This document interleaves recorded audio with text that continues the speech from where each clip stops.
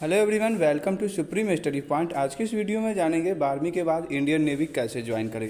Indian Navy में बेहतर career की संभावनाएं के बारे में जानकारी हासिल करेंगे। तो इस वीडियो को लास्ट तक जरूर देखिए ताकि आपको इंडियन नेवी के बारे में पूरी जानकारी मिल जाएगा। अगर आप हमारे चैनल पर पहली बार आए हैं तो चैनल को सब्सक्राइब कर लीजिए, वीडियो को लाइक कीजिए और इस वीडियो को ज़्यादा से ज़्यादा दोस्तों को शेयर कीजिए। भारतीय सेनाओं में शामिल होना किसी भी इंडियन के लिए बेहद गर्व की बात है और अगर आप भी देश के गौरव भारतीय सेनाओं को ज्वाइन करना चाहते हैं तो इंडियन नेवी बेस्ट ऑप्शन है। 12वीं के बाद आप इसे ज्वाइन कर सकते हैं। बहुत सारे स्टूडेंट के मन में क्वेश्चन रहता है कि हम नेवी कब ज्वाइन करें, किस क्लास के बाद ज्वाइन करें और इसके वैकेंसी कब कब निकलती है और इसके लिए क्या क्या योग्यता चाहिए, क्या क्या शारीरिक क्षमता चाहिए, ये सारी जानकारी हम इस वीडियो में लेकर आए हैं। तो वीडियो को लास्ट तक जरूर देखें।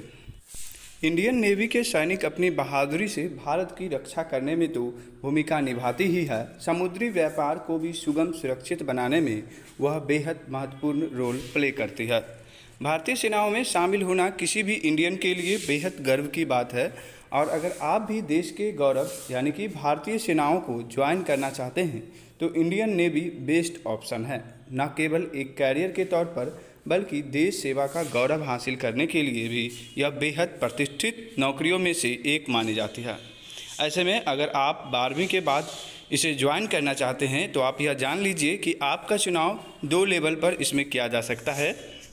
पहला लेवल है एक सेलर लेवल पर और दूसरा ऑफिसर लेवल पर। चलिए दोनों लेवल के बारे में जानकारी हासिल करते हैं।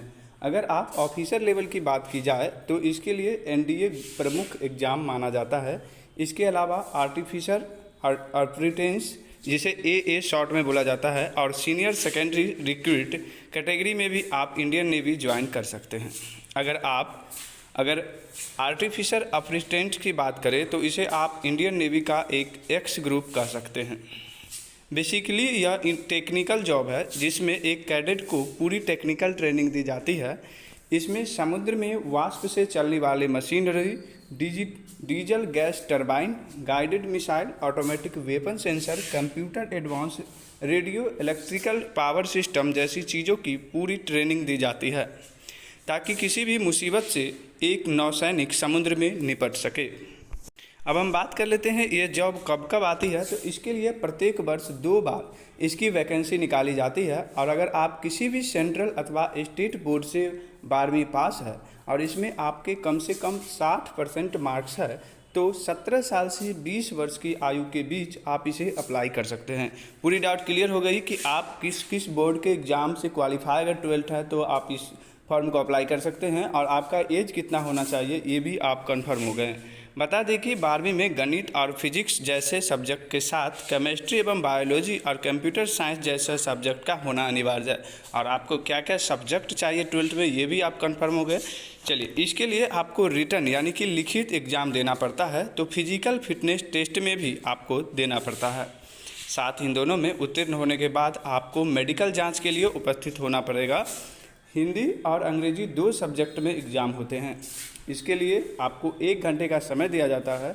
अगर क्वेश्चन पेपर की बात करें तो इंग्लिश, मैथ्स, साइंस और जनरल नॉलेज से संबंधित 12वीं स्तर के प्रश्न पूछे जाते हैं। पूरी तरह से डाउट क्लियर करवा रहा है कि किस किस सब्जेक्ट से आपको क्वेश्चन पूछे जाएंगे, किस किस सब्जेक्ट से आपका 12th पास होना चाहिए और किस लैंग्वेज में आपका एग्ज़ाम होगा और आपकी एज क्या होनी चाहिए। फिजिकल एबिलिटी के लिए आप जान लीजिए कि 157 यानी कि 157 सेंटीमीटर की हाइट होनी आवश्यक है तो एक्सपेंडेड चेस्ट कम से कम 5 सेंटीमीटर होना चाहिए। साथ ही आपको आँख, नाक, कान या फिर फ्लैट फुट जैसी कोई भी बड़ी बीमारी अथवा शारीरिक अक्षमता नहीं होनी चाहिए तो आप एक नेवी में ज्वाइन कर सकते हैं, आप इंडियन नेवी ज्वाइन कर सकते हैं। तो यह वीडियो में आपको इंडियन नेवी के बारे में पूरी जानकारी मिल गई, कैसे ज्वाइन करें, क्या योग्यता होनी चाहिए, क्या शारीरिक क्षमता होनी चाहिए। अगर यह वीडियो आपको हमारा पसंद आता है तो वीडियो को लाइक करके अपने दोस्तों को ज़्यादा से ज़्यादा शेयर कीजिए। Thank you.